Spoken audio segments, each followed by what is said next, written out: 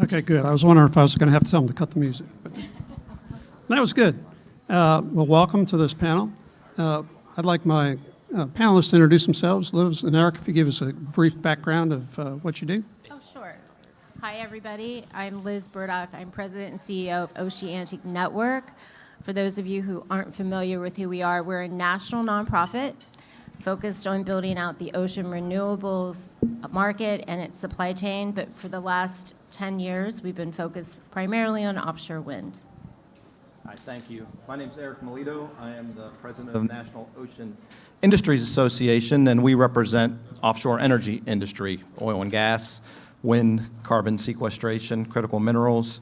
We have somebody coming to our fall meeting to talk about offshore nuclear, so we kind of do it all, and we represent the entire supply chain. So we have the operators and the project developers, as well as all the companies that are contracted out to actually do the work. So I'm glad to be here, and thanks for having me. And we're glad to have both of you here. For the audience, yesterday and today, what we've heard really is it's the race for electrons. We need gigawatts and gigawatts and gigawatts of electricity. Offshore wind can provide gigawatts of electricity, not everything we need, but it's part of the mix. And I think we've heard, I heard it earlier today, one of the congressmen speaking, he talks about don't pick winners and losers. Okay, I'm with that. That's a good conservative principle. Let free markets make choices. I'm good with that too. So just keep that in mind as we get into this. We're going to maybe do a little bit of refresher, if you will, on the value of offshore wind to the nation. So let's just start. There are economic and there are environmental benefits to offshore wind, contrary to what you might have heard. So Liz, let's start with you and just kind of briefly go through some of those economic and maybe the environmental benefits. Sure. So, well, first of all, one of the things that we do at the Oceantic Network is that we track the market, I like to say 24/7, 365. So we're kind of the data nerds around all the statistics as it relates to offshore wind. During the last 10 years, we've seen investments across 40 states, $24 billion invested in the supply chain specifically. That's shipbuilding, ports, steel manufacturing, and even small mom and pop type of companies, tier ones and tier twos that are working in the offshore wind industry. The economic benefits are really the reason why states embraced, at least initially, offshore wind. It was twofold. It was economic benefits, and then it was also the fact that they needed the clean power. We call offshore wind the workhorse of the clean power industry. And despite some of the things that you might have heard, it is baseload generation. I heard yesterday that Hillary from Turn Forward talked about the fact that it's comparable to natural gas. If you just look at we have one commercial scale project right now that's in operation, South Fork. It is producing a capacity at 54% as compared to natural gas, which is 54.7%. But really what was interesting was during that summer heat wave, John, the capacity went up to 87%. During the hours of 6 to 9 when the grid needed it most, so it provided the reliability that it needed. So that's one of the reasons why, specifically in the Northeast states, we've got great wind speeds. We have, a load center that we can deliver power to very easily. And it's cost effective. I mean, we're delivering power on that South Fork project at $1.58 per month to the ratepayers. So it is affordable. And I think the other thing that's really important, as we've heard over and over again, we need every electron that we can get. We're in this race on AI against China. But I think Bob Blue, the CEO of Dominion, said it best. Offshore wind offers the most cost-effective and fastest way that we can get electricity to the Virginia grid to support AI and cybersecurity preeminence. And they're doing it also at a savings to Virginia ratepayers of $3 billion over the next 10 years. And that's really important. I've been to the CVOW development several times. I've talked to Dominion myself as well. And what I find interesting is, I live in North Carolina. We're prone to hurricanes. What I found interesting is that CVOW, off the coast of Virginia, It can stand up to Category 5 hurricanes, and it actually puts out more energy then.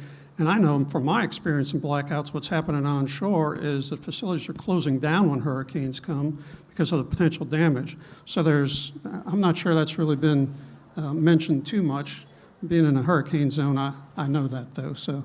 Right. Well, that's exactly right. And it's a lot because of, and I'm glad I'm sitting here with my friend Erik, because offshore wind is really derived from the oil and gas industry. And we've taken a lot of that technology and applied it over into the oil and gas, from the oil and gas sector over into the offshore wind sector. And you might want to jump in on that, Erik. I think that's a great segue. Thank you. So we've been around 54, 55 years, our organization, and we're rooted in oil and gas, and of course that would be in the offshore Gulf of America region. And 10, 12 years ago, we started talking about offshore wind, and the reason why is because we represent an entire supply chain, entire ecosystem of companies. And when you think about an offshore oil and gas project, you might think of the big, they call them the operators, your Chevrons, your Anadarkos, now Oxys, your BPs, your Shells, Exxon Mobils, but they hire out hundreds of companies to do these multi-billion massive projects. These are engineering marvels that are being put together and constructed out there. And our membership includes a lot of the same companies that are within Liz's membership and are part of Oceantic, but these are the companies along the Gulf Coast who have the expertise in designing and engineering and scaling these types of projects. They are the vessel companies. When you're constructing a project in the offshore, it takes lots of boats to do that. They are the subsea cable companies that know how to lay the cables. It's the fabricators. Think of the Ingleside facility in Texas. 3 years ago, that facility, the Kiewit facility there, is where they constructed the South Fork Wind substation. And then this year, they put the finishing touches on the Shenandoah oil and gas floating facility. So the companies that have built the oil and gas industry here in the U.S. and the Gulf of America are big participants in what's happening in the Atlantic right now. We have members on our board who have vessel companies that have been doing oil and gas work for decades. They have offices. They move boats. They've taken a risk. These are red state companies, many of them big supporters of this administration, who have a lot at stake when it comes to offshore wind because it's additive to them. It's an additive business, and it's important to them because they've taken the chance. That's really interesting. And what about the ports, too? Because where they're staging these things and putting them together, I likened it in North Carolina to, I served 10 years in North Carolina legislature, and every state legislature always wants to get an auto factory. Why do they do that? Well, they want an auto factory because there's an investment of a few $1 billion, and the supply chains radiate out from that, and these concentric circles out to 8 hours. So what about the impact on ports where they're actually staging these things like Norfolk and off of Long Island? Either one of you want to talk about that? Sure. So in offshore wind, we need 3 types of ports. We need a manufacturing port, we need a staging and marshalling port, and then we need an O&M port. So those are 3 types of ports that we need. During the last 5 years, we've seen more than 30 ports emerge. Billions of dollars invested in the port facilities to build those types of ports. We've seen communities that were left behind, like New Bedford, come back to life, Albany come back to life because of offshore wind. The other thing that I also think is important, and you touched upon it, we've reinvigorated the shipbuilding industry, like you've talked about. We've reinvigorated the shipyards that were sitting there dormant through CTV, which is crew transfer vessels, service operation vessels, all have to be Jones Act compliant. We just built our first wind turbine installation vessel, which set sail from Texas to Virginia. It's in Virginia, I hear, this week, ready to install turbines on the CVOW project. And those ports are all benefiting from all of this activity, but it's not just the ports, it's all of the ancillary services that help support those that activity. It's the bunkering, it's the catering. I mean, it goes all the way down, and so the job multiplier is huge. The other thing that we've brought back and really established back into the United States is steel manufacturing.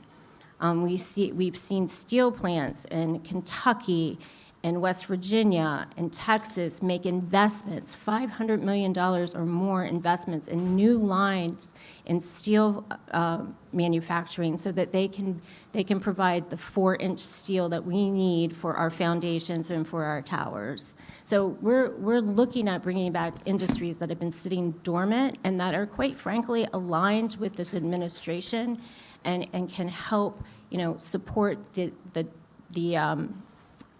I want to say the things that they want to see happen in job creation. We're right there with them. So what I've heard so far is offshore wind is reliable, about the same amount as gas turbines, that we've seen not by sitting down with a spreadsheet and figuring it out, but actual on the water, not on the ground, actual on the water experience. We've seen it's reliable. We've seen that there's an economic benefit to it.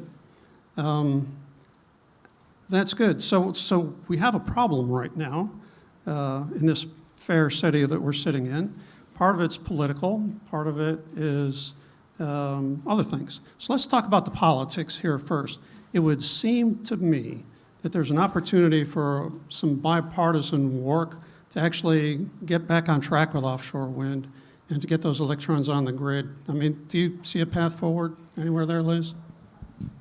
I do see a path forward. I see a path forward in the fact that these projects that are off of, basically off of blue states are really generating red state jobs. I think one of the criticisms of my industry is that we haven't done a good enough job to really illustrate, how those jobs are being created in the red states, so that we didn't talk enough to those constituencies to make sure that they were talking to their representatives so that they really understood what this industry meant to them from an economic standpoint. And I'm sure, Erik, you have thoughts on this as well. Yeah, I think a lot of you probably saw Department of Commerce had the request for comments on Section 232 national security questions, and we spent a lot of time working on that. But we took that opportunity to lay out how offshore wind boosts our national security, and a lot of that is related to everything that Liz just laid out. And that's because we are competing globally when it comes to energy, and when it comes to offshore wind, it allows us to compete in many areas. So we are trying to communicate in a way that is demonstrating how we are aligned with the priorities in the agenda of this administration. Shipbuilding. President Trump has an EO out on restoring America's maritime dominance. Which industry is doing that? It's offshore wind. The surge in power demand that's coming. We are in a situation where power demand was pretty flat for a long time because we've been very good at being efficient and getting more and more efficient with use of energy. That's changing. Everybody knows it's going to go up. What's that going to do when we don't have the power source to feed into that? The consumers are going to pay the price. You're going to see higher costs of energy. So we're communicating to Republicans and Democrats, you got to act now. And to act now, that means taking steps to make sure we're getting the power and we're getting it from offshore wind. So AI, data centers, increased use of electricity for electric cars and for heat pumps and everything else. It's a national security interest of ours to make sure we have the power to fuel our economy, and offshore wind gets us there. It's manufacturing. It's being able to do what China is doing. China is the dominant player in offshore wind. There's accusations that offshore wind is going to impact our military readiness. Well, China has offshore wind farms all throughout its coastline, including in the South China Sea. They understand, and they're taking advantage of that, and they're embracing it so that they know how to maneuver and navigate when you have these types of facilities out there. And the other thing that we're doing is working not just to make sure that we're messaging and we're sending the message to the administration about how this is good for national security, it's good for red states, it's good for our economy, it's good for national security. we're working with both sides of the aisle in Congress. We had a fly-in last week. We talked to Democrats. We talked to Republicans. We're trying to bring people to the middle. I think 30 years ago, most members of Congress, most senators were in the middle on energy. There wasn't contempt like there is today for specific energy sources. It wasn't a left issue. It wasn't a right issue. Everybody would have supported wind. Everybody would have supported oil and natural gas, because when you look at the big pie of all the energy we use all of it. And what we want to do is bring everybody back to that middle, because we're going to need bipartisan support if we want to get permitting reform in place. And by permitting reform, I'm not just talking about reform that, cuts around the edges of NEPA or some litigation reform, that actually is tech neutral and boosts all energy sources, so we don't swing back and forth on the pendulum from administration to administration and hurt investments like we're seeing with something like Revolution Wind. Do we have a camera going? Because I would like to replay that part of this panel for some specific people I have in mind. Now, that was really good. I mean, you both are really nailing it in terms of the facts, because you can have your own feelings. I can't dispute your feelings, but you can't make up your own facts. And what we're hearing today are facts on the economics of it, and it's really good. You brought up the security point with the military, and I would just like to point out that every one of these projects went through the military clearinghouse, which if you don't know what that is, they all have to go through Department of Defense, or Department of War now, I guess, to make sure that it doesn't interfere with military operations, because the Navy does flights off the coast in North Carolina. They come into the Dare County bombing range, and all these things went through those wickets and got a check mark that it wasn't really going to impact. Now, other things that might be top secret, I don't know about that, and maybe that report that's cited in one we'll see sometime soon. We talked a little bit about bipartisanship, and let's talk about policy from the administration. Okay, I just have a little piece of paper here that tells me it's not good news, really, because there's been about 8 gigawatts of offshore wind that is at risk, I would say. They're either under a stop work order, most of them are stop work orders, or they're threatened. So we got Empire. Well, that came back on. Revolution, Maryland offshore, South Coast, New England. I mean, 8,000 megawatts of electrons is quite a bit. And when we're looking for every electron to power AI, to power manufacturing, to power the electrification of America, my vote is I think we need those 8 gigawatts. So how do we work with the administration, with Department of Energy, with Department of Interior to get them the facts, the very things we're talking about here? What's the path forward that we're successful on that? You're looking at me. I'm going to look at the oil and gas playbook, and we're seeing it happen right now, but we had success when this happened in oil and gas in the courts. And if you look at what we went through with some of these project approvals, you go through a process where it takes years and thousands of pages, fully vetted, every issue. I mean, you could go through thousands of pages of documents and find 10 things and keep doing stop work orders. That does not provide certainty and predictability to companies who want to invest in the U.S. So I'm optimistic, I'm hopeful at least, that the courts are going to see it the same way they've ruled in a lot of these oil and gas cases, where an administration would move forward and say, we're going to prevent leasing, we're going to prevent this permit, we're going to prevent you from moving forward, and asserting the legal principles under the Administrative Procedure Act, where you can't be arbitrary and capricious. A lot of this seems arbitrary and capricious when this has all been vetted and reviewed, and there are mitigation measures already in place, and there are agreements and understandings in place related to all the same issues that are coming up now. So that is what's now happening, and hopefully that will be addressed through that avenue. Other approaches that I think that you're going to maybe see taken are the continued discussions between this administration and a lot of the state governments to see if there are ways to come to a compromise and work together to meet the goals of everyone. We want offshore wind, the states want offshore wind. Are there areas where the administration is looking for maybe something in return? That seems to be the way some of these things play out. That's not the way we want to see permitting and the regulatory system work, but we want these projects to move forward, and if there are ways to get the states working with the federal government, maybe that's going to be a path forward to see these green lighted again. I would also like to add, though, that, I mean, what is happening in the offshore wind industry should be chilling to other industries. Anybody who has a fully permitted project with the federal government should be shaking in their boots right now at what's happening to this industry. So my hope would be that other industries are speaking up and saying this is just not sustainable. This is bad for business. It's bad across the board. I think the op-ed that came out from the U.S. Chamber of Commerce was so important because this isn't just affecting this one industry. It's going to affect all of the investments and major infrastructure that we have.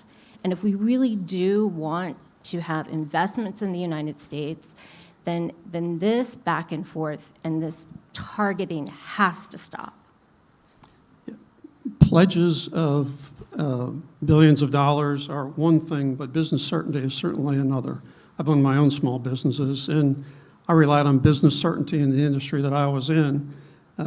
You need it for financing, you need it for hiring, you need it for training your workforce. I mean, you just have to have business certainty, and I think Erik had said earlier, you can't have this pendulum swinging back and forth every time a different administration comes in, and hopefully we'll work that out. I tend to believe that the administration is getting bad advice based on misconceptions of people who might not like offshore wind for whatever reason when they live on a shoreline or a local city, and I've dealt with some of those folks. So, Liz, what are some of the most common misconceptions people have about offshore wind? Well, there's several. One is that it's going to hurt tourism, especially in these beachside towns, or it's going to devalue homes, home prices. That has proven to not be true. The other is that obviously that commercial fishing is going to be affected. What we're seeing is biodiversity in and around our offshore wind projects like we've never seen before. We have cameras down there that are actually showing new species coming back that haven't been there for years, for decades. And the other thing is that commercial fishermen hate offshore wind. That's actually not true. Sure, there are some that don't like it, but there are an awful lot that do, because you know why? They're getting employed by the offshore wind industry. They're actually making, $100,000 being guard vessels or taking out monitors, the marine monitors that are looking for whales. And when a whale comes into an offshore wind project, they absolutely have to stop construction. Nothing can happen until that whale leaves. We haven't had a whale death in any of our offshore wind projects.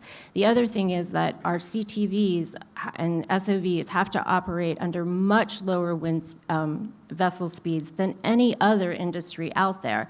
So those are some of the misconceptions. The other one that I want to put out on the stage now that absolutely drives me crazy is, yes, we did have a blade break on the Vineyard Wind project. It did wash up on shore. There was debris, but there were no shards of glass. There were absolutely no shards of glass. There was fiberglass, but that's the same material that is made out of recreational boats. So those are just straight out lies that are being said about the offshore wind industry. My organization last November decided to commission a study based on oil and gas, and it's called the Environmental and Economic Benefit Connection Between Offshore Oil and Gas and Offshore Wind Energy. And it actually used a methodology that had come about over the last 30 years that dealt with figuring out what were the economic costs from oil spills and how do you put a number on that. Well, the methodology is called a net environmental benefit analysis.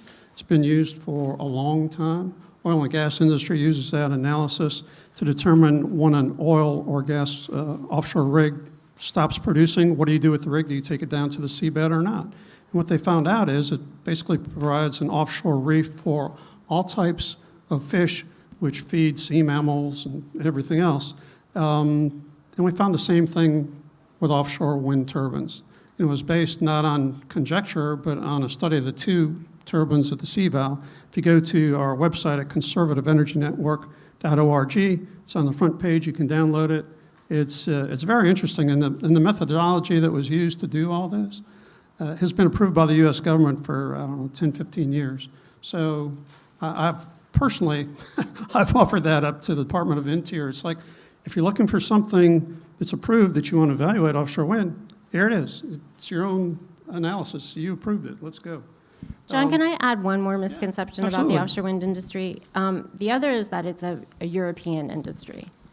The fact that you and I are sitting in here and that we share members that actually work in the offshore sector, there's actually over 2,400 contracts that have been let over the last 4-year period to U.S. companies. So it's a U.S. industry now, and what is happening is U.S. businesses and U.S. workers are being hurt right now as we speak with these policies that are coming out of the administration. And you can't disrupt the trajectory you're on. This is a nascent emerging industry, and it's already well established in 40 states. You let that sucker go, and you're going to see it grow to all 50 states. You're going to see more and more of that infrastructure come in. You're going to see more and more ports and manufacturing. But when you have these disruptions like this, you're really creating that discouragement from companies to kind of build that up, because that's what we've seen with the oil and gas industry. We have companies in every state, Hawaii, Alaska, Maine. They're getting business from the Gulf of America oil and gas sector. So this is something that's going to benefit all Americans, and we got to make sure we kind of get out of the way. Yeah.